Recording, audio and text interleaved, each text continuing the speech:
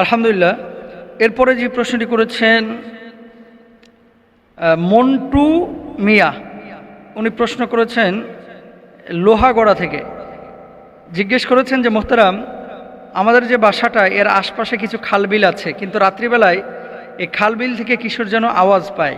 আপনার কাছে জানতে চাচ্ছি, অনেক দিন আগে আপনার একটা লেকচারে শুনেছিলাম, কিন্তু ভুলে গেছি যে জিনদের স্থান, থাকার স্থান কোথায় কোথায়। আপনি যদি বিষয়টা বলতেন তাহলে সতর্কতা অবলম্বন করতাম এবং সচেতন হতাম। আশা করি আমার প্রশ্নের জবাব দেবেন। মন্টু মিয়া, আপনি আসলে যে প্রশ্নটি করেছেন এই প্রশ্নটির জবাব আমি দিব যে বাড়ির আশপাশে অথবা উপত্যকায় বা কোন স্থানে আসলে জিন থাকে আর কোন স্থানে জিন থাকে না, এই বিষয়টা নিয়ে মূলত আপনি হাইলাইট করতে চেয়েছেন। আসলে এই বিষয়টা নিয়ে প্রায় 7-8 বছর আগে আমি আলোচনা করেছিলাম, এরপরে মনে হয় 2-1 বার আলোচনা করেছি। তো উনি তো নিজেও বলছে আগে শুনেছিলেন। প্রথমত হচ্ছে, জিন জাতিকে অস্বীকারের কোনো সুযোগ না, আমি আগেও বলেছি এখনও আবার বলতেছি। তবে হ্যাঁ, পরিভূত বলতে আসলে কিছু নাই, জিন আছে। জিনের ব্যাপারে 1টা 2টা আয়াত না, 57টা আয়াতে আল্লাহ সুবহানাহু ওয়া তাআলা পবিত্র কোরআনুল কারিমে কথা বলেছেন। 57টা আয়াত। নামাজের কথা বলা হয়েছে 82 বার, পরোক্ষ প্রত্যক্ষভাবে জিনের কথা বলা হয়েছে 57 বার। এবং শুধু তাই নয়, জিন জাতিকে নিয়ে জিন সূরায়ে জিন নামে আল্লাহ তাআলা একটা স্বতন্ত্র সূরা নাজিল করে দিয়েছেন। সুবহানাল্লাহ।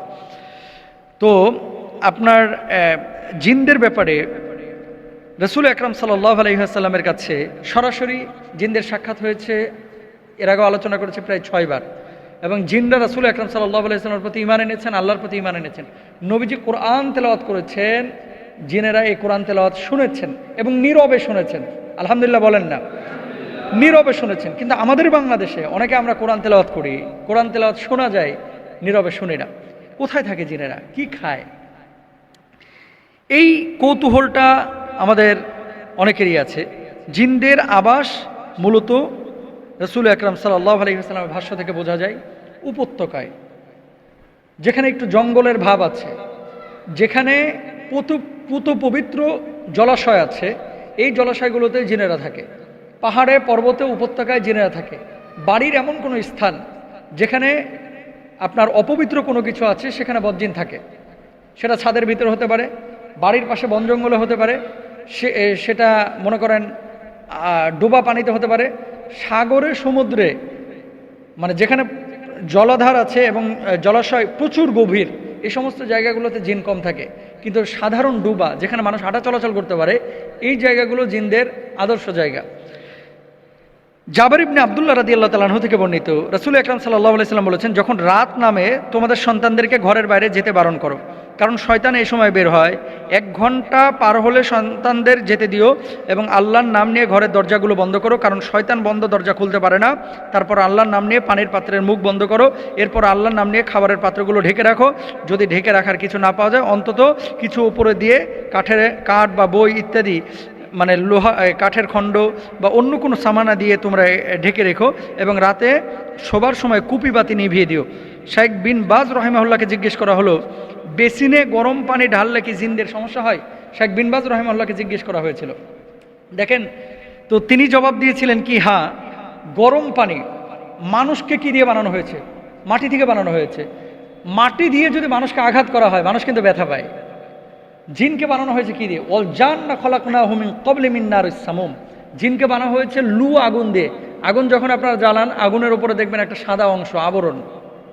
মোমবাতি জ্বালাবেন, ম্যাচের কাঠি জ্বালাবেন, জ্বালানোর পরে দেখবেন আগুনের একটা অংশ হচ্ছে হলুদ, আর একটা অংশ হচ্ছে সাদা, মানে যেখান থেকে ধোঁয়া ওঠে, এই ধোঁয়ার নিচের অংশটা সাদা। এইরকম একটা অংশ থেকে আল্লাহ সুবহানাহু ওয়া তাআলা জিনকে বানিয়েছেন। জিন জাতি কিন্তু আগুনকে ভয় পায় এবং তারা আঘাত পায়। মানুষ যেমন আগুনে আঘাত পায়, জিনেরাও কিন্তু আগুনে আঘাত পায়।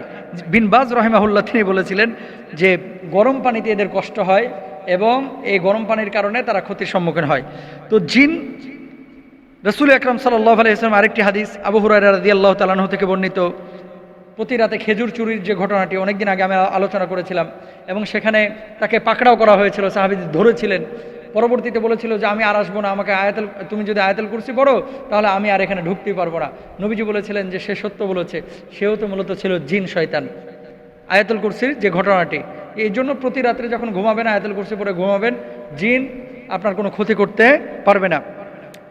তারপর আবু সাইদ খুদরি রাদিয়াল্লাহু তাআলা আনহু থেকে বর্ণিত, রাসূল আকরাম সাল্লাল্লাহু আলাইহি সাল্লাম বলেছেন, মদিনার কিছু সংখ্যক জিন মুসলমান হয়েছে, এদেরকে প্রাণী হিসেবে যদি কেউ দেখো তাহলে 3 বার সাবধান করবে, তারপরেও আবার এলে সেই প্রাণীকে হত্যা করবে। সহিহ মুসলিমের হাদিস। জিনের খাবার সম্পর্কে বলা হয়েছে তারা মানুষের ফেলে দেওয়া খাবার খায়, এছাড়া হাড়, গোবর ইত্যাদি খায়। হাদিসে বলা হয়েছে, আবু হুরায়রা রাদিয়াল্লাহু তাআলা আনহু থেকে বর্ণিত, রাসূল আকরাম সাল্লাল্লাহু আলাইহি ওয়াসাল্লাম বলেছেন, হাড় এবং গোবর জিনদের খাবার।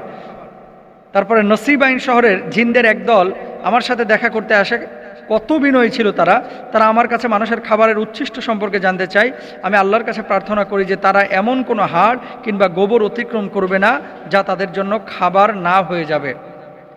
আব্দুল্লাহ ইবনে মাসউদ রাদিয়াল্লাহু তাআলা আনহু থেকেও বর্ণিত আছে, রাসূল আকরাম সাল্লাল্লাহু আলাইহি সাল্লাম বলেছেন, জিনদের একজন আমাকে একদিন ডাকলে আমি তার সাথে যাই, সেখানে আরও জিন ছিল এবং আমি তাদের জন্য পবিত্র কোরআন পাঠ করি। রাসূল আকরাম সাল্লাল্লাহু আলাইহি সাল্লাম বলেছেন। তার মানে কি, জিনদের খাবার হাড্ডি। এই হাড্ডিগুলো একটা নির্দিষ্ট স্থানে আপনারা যদি ফেলে দেন, এই হাড্ডিগুলো থেকে তারা কিন্তু খাবার গ্রহণ করে, উচ্ছিষ্ট থেকে তারা কিন্তু খাবার গ্রহণ করে। আর ঘরের মধ্যে কোনো নাপাকি স্থান রাখবেন না, চর্বি টর্বি এগুলো দিয়ে হাত টাত মুছে আপনারা ফেলে রাখবেন না। বজ্জিরের আসর থেকে বাঁচার জন্য 1 নম্বর শর্ত হচ্ছে অজু অবস্থায় থাকবেন, চারকুল পরে, আয়াতুল কুরসি পরে অলওয়েজ শরীরের উপরে ফুৎকার দিয়ে রাখবেন, পারলে সূরা বাকারাটা বাড়ির মধ্যে ছেড়ে রাখবেন এবং যখন ঘুমাবেন পুতু পবিত্র বিছানায় ঘুমাবেন। অনেক সময় বিছানার উপরে মেলামেশা করেছে, নাপাকি লেগে আছে, এই বিছানার উপরে ঘুমায়, এদেরকে বোবা জিন বেশি ধরে এবং বজ্জিন এদের উপরে বেশি আসর করে। আল্লাহ তাআলা আমাদের সবাইকে বোঝার তৌফিক দান করুন।